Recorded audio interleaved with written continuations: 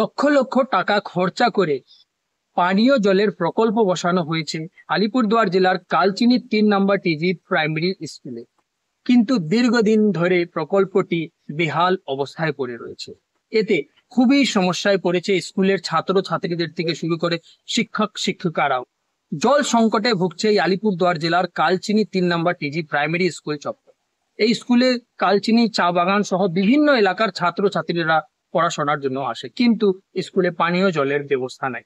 জেলা পরিষদের তরফে এই স্কুলে পানীয় জলের প্রকল্প বসানো হয়েছিল সরল চলিত। অভিযোগ যে প্রকল্প বসানোর কয়েক মাস পরেই বিকল অবস্থায় পড়ে রয়েছে পানীয় জলের প্রকল্পটি। এতে সমস্যা হচ্ছে সবারই।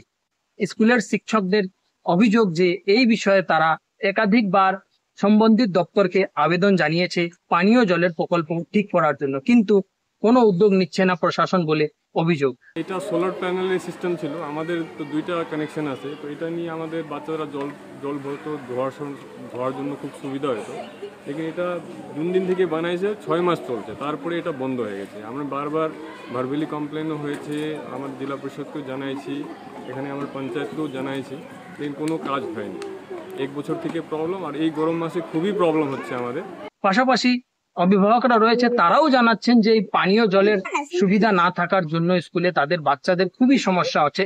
स्कूल में अगर पानी नहीं होगा तो बच्चे लोग तो, अब गर्मी का दिन भी है तो हम लोग तो घर से भेजते हैं पानी में, तो कोई भी एक तो प्रशासन यहाँ पर नहीं दिखाई भी पड़ रहा है और यहाँ कुछ भी नहीं कर रहे हैं। একদিকে তীব্র দাবদাহ, তার মধ্যে পানীয় জলের কষ্টে ভুগছে কালচিনি ব্লকের ৩ নম্বর টিজি প্রাইমারি স্কুলের ছাত্রছাত্রীদের থেকে শুরু করে শিক্ষক শিক্ষিকারাও। আদৌ কবে এই সমস্যার সমাধান হবে, এইটাই রয়েছে এখন দেখার বিষয়। আমার শহর কালচিনি থেকে অজয় শাহ, কলকাতা টিভি।